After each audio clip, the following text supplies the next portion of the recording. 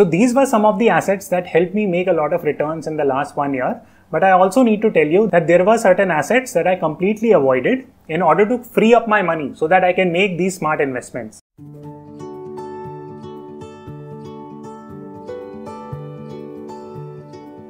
Hello everyone, welcome to today's video. So today I have something very interesting planned for you. I'm going to show you how did I make more than 1 crore rupees trading and investing in the stock market in the last 1 year. I'm going to share my strategies with you, so I would humbly request you that you please like, comment and share this video with your friends. This would mean a lot to me. The more information you pass on to others, the more they will learn and more good karma you will create in the world. And that is precisely the reason why I'm shooting this video. So let's get this video started. So if you wish to make money in the stock market, first and foremost, you must understand macroeconomics and the concept of investment cycle. So let me help you understand this concept by taking you to the Nifty 50 chart. Now I'm taking a look at the 5-year Nifty 50 chart. What you can see is that there are certain trends that you will see. You will see that, hey, the market is falling at some places, going up at certain places. So why is that happening? So there must be some kind of macroeconomic trend that would be happening here. So let me help you understand that more. For example, if you study the 2020 crash, March 2020 crash, you would see that the stock market fell from a high of 12,400 levels to approximately 7,600 level. There were a 46% approximately dip in the market, which was a massive crash, right? After that, the market started recovering. Now, if you would have studied the concept of bull run, right? I in fact came out with a video yesterday. I will link it here. Please go and watch it. If you understand the concept of bull run, you would have identified very easily that, hey, when this crash had happened and there was a 46% correction, it was a time to go big and invest a lot of money in the stock market because the bull run was about to happen. And that is what precisely happened in the last 12-13 months. That the bull was running crazy and people who had invested insane amount of money in this part made a lot of returns, including me. Every type of market, whether it's a bull market, bear market or a bunny market, you would have to trade and invest in a different fashion altogether depending on the market dynamics. Which brings me to a related concept called as investment cycle, right? So for example, if you take a look at the investment cycle of anything, right? It could be stock, it could be bonds, it could be gold. The macroeconomics works like this, that there is a price rise in certain type of asset. For example, if you consider the housing market, right? The trend was that from 2000 to 2008, the prices were going up. Post that, it almost stagnated and in fact, it even came down, right? So this type of a sine wave actually works in majority of the asset classes from a macroeconomic perspective. So you must understand that just because in the past, your mutual fund manager has shown that, hey, this particular housing sector, mutual funds have given 15-20% return, that does not mean that it would continue to happen. So please understand these two basic concepts, that number one, identify trends like bunny run, bull run, bear run. Very important for you to understand that, and also understand the concept of investment cycle. The price of a commodity or the price of an asset moves only when people are investing in it, right? For example, let me talk about the curious case of ITC stocks, right? ITC is a wonderful stock. It's a great company. Even I am invested in ITC. But the problem is that the price of ITC stock does not go up. Why? Because there is not enough action happening. That people are not buying ITC despite its valuations being so attractive, despite it being a fundamentally strong company. The price of ITC will go up only and only if there are enough net buyers for a stock like ITC. So very important for you to understand that in the economy, there are certain cycles that will happen. There are certain trends that will happen. So unless you develop your macroeconomic understanding, you will not make money in the stock market. Now, here is a very important thought that I will leave you with.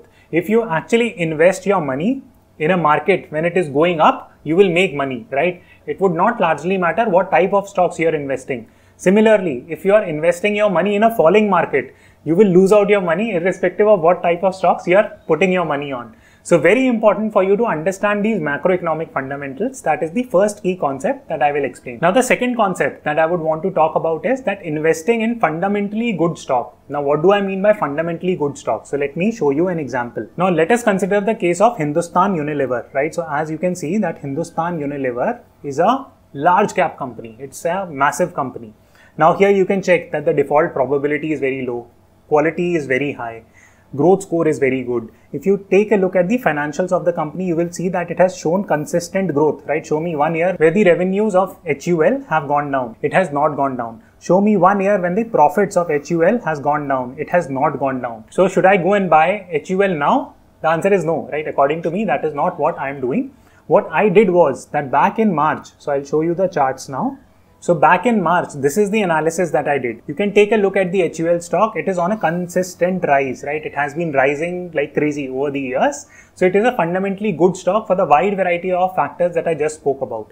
Now, in March 2020, what happened? Let me just quickly move it to a 5-year window and let me show you what happened in March 2020, right? So in March 2020, the stock was trading at approximately 2500 levels, and as soon as the coronavirus problem came into the forefront, the stock tanked and it made a low of approximately 1715 to 1800 levels, right? And that was the time when I stocked insane amount of HUL stocks in my portfolio. Why? Because HUL, number one, is a defensive stock, right? Defensive stock means that it is a type of a stock whose products you would continue to use irrespective of the pandemic. And you tell me that did you use the HUL shampoos? You did, right? You use Sunsilk. Did you use the other commodity good products that HUL manufactures? The answer is yes. You continue to invest in those products. The point I'm trying to make is that just because of pandemic, this company did not go bad, right? So you should have picked up a lot of stocks when the prices of such a stock fell, right? Now you might ask me a very important question here that, hey Akshat, are you a net buyer in HUL even now, right?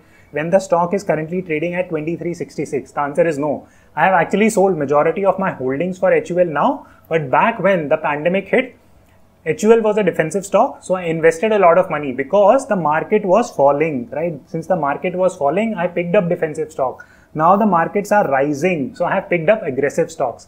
I'll talk more about this in part 3, but I hope you get the point that pick up fundamentally good stocks, but also analyze the cycle as I was explaining you in point 1. Many a times people just simply look at the fundamentals of the stock, pick that stock irrespective of what is going on in the macroeconomy.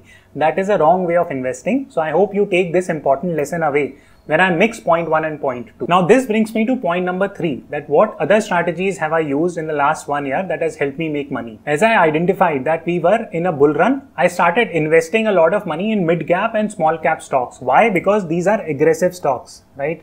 Aggressive stocks, right? So I moved my portfolio from defensive stocks to aggressive stocks. So let me give you 2 examples from my portfolio. So one company that I purchased, it's called as Finolex. In fact, I am a net investor even now in this company because I feel that the company can actually become really good going forward. So I purchased Finolex back in December when it was trading at approximately 130 levels, and now the stock price is trading at 173, which gives me massive returns. Now if you ask me why did I buy Finolex, so let me explain it to you very simply. Why did I do that? Now let me just take you through my analysis very quickly. So if you check that as I was moving my portfolio from large cap to mid cap to small cap, so as you can see that this was a mid cap company, right? This was not a large cap company. It was fundamentally strong, and I'll show you why, right? The stock PE, right? Even today it's at 21.9. When I bought Finolex, the stock PE back then was somewhere around 15. Now comes the most interesting bit, because you might ask me that, hey Akshat, since you were so sure that, hey, you have started the bull run, why did you not buy Finolex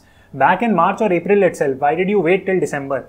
The reason was I was waiting for the financial results to kick in, because what happens is during a pandemic, several mid cap and small cap stocks get so beaten down that the company itself evaporates, right? So I was just waiting to check whether the small cap and mid cap companies that I've identified, will they continue to thrive in the market or not. So now if you take a look at it, now back in March 2020, the results were 766 in terms of revenues. Of course, in June, it will fall down because of the pandemic's impact. Again, in September, that would be the case. But look at the December numbers. These were the numbers I was waiting for.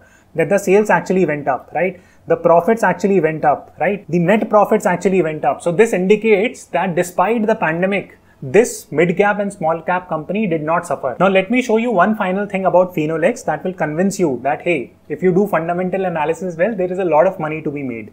So check this, right? So check the level of Finolex back in March 2020. This was existing at approximately 80 rupees. At its prime, right, just before the pandemic, it used to trade at 120-ish rupees, right? Now, what happened is that you saw that, hey, the results were announced. Good results for Finolex were announced when? Sometimes in December. What was the trading price there? It was approximately 100, right? So even if you would have made major investment, that is when I made a major investment in Finolex, the stock price after that went up. Why? Because see, there was a lot of positive results coming in. So of course, other investors will also start getting attracted to it. Resultantly, I also got attracted to it. I made a lot of investments and a lot of money in the process. Doing this type of historic comparison is very, very easy and useful tool for you to make money in the stock market. Now, the fourth tip that I have for you in terms of making money in the stock market is to do something called as sectoral investing. Now, what happens is that if you take a look at any major bank or finance company, the moment pandemic hit, they were the first one to go down. Now you can check this by analyzing the stock price of the biggest bank in India, which is the HDFC Bank. So now let's look at the performance of HDFC Bank. Now, just before the pandemic, the stock was trading at approximately 1257 and it tanked to 830-ish, right? That was the level of fall. So it fell by approximately 35-40%. That's for the largest bank in India. Now, if you pick industries like asset management companies, insurance companies, banks, these are the first one to fall in any pandemic. And they are also the first one to recover after any pandemic. So if you take a look at the rise of HDFC Bank, once the pandemic was over and that bull run began, take a look at till what point it hit. It hit approximately 1600 levels. That is the level of growth HDFC Bank has shown. And that is the range the HDFC Bank has shown. Now, if you are an intelligent investor and you identified that, hey, you know what, bull run is happening, what type of stock should you have invested in? You should have invested in finance stocks in India, especially banks. Should you have invested in HDFC? Probably yes, but I'll show you something better. So I ended up making massive investments in a company called as Equitas Holding, which runs Equitas Small Finance Bank. Right? Now, let's take a look at the portfolio. What happened in the last 5 years for Equitas Holding? Because it's again a small finance bank and you can check that, hey, quality wise, this is really good. There is no default probability, quality checks are in place, growth scores are very high. And what happened, right? If you take a look at it, don't look at these overall returns. This is pointless because it depends on when you are investing in the stocks. So we are looking at approximately this range that the stock price was trading at 45, right, back in March approximately. And now it's trading at 94. So there has been a more than 100% return on this stock already. Now, till what point this is likely to go up, in my opinion, this stock will reach its pre-pandemic levels easily. So I started accumulating this stock in large quantities from December because again, I was waiting for the results, but I made a lot of investments in small finance bank.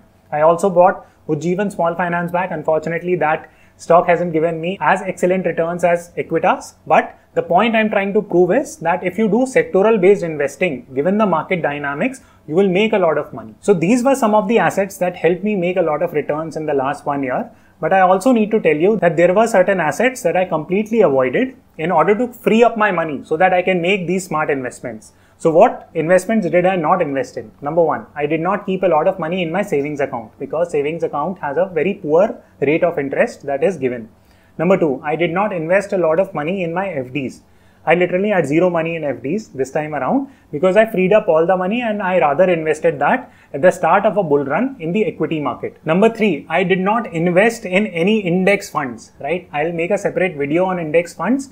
Index funds are great, but the problem with index fund is that, for example, if I would have purchased index funds, let me go back to my Nifty chart again. Now, if I would have invested my index fund even here, I would have been sitting on a lot of profit, no doubt. But the problem is that when do I sell the index fund? Because I would have had enough profits even at 11,000 level. I would have had enough profits at 13,000 level. I would have enough profits at 15,000 levels. Once I sell it, can I enter back into an index fund? No, it's not that easy, right? Because I'll keep waiting for the market to fall. This is called as reinvestment risk, right? So I'll write it down. This is called as reinvestment risk, right? That the market is already high and you have sold your investment. Where do you invest next? So that becomes a slight problem for you if you only play the index investing game. So I did not make any of these investments. I rather invested individually in stocks through small cases and instruments like that, which helped me make a lot of money in the last 1 year.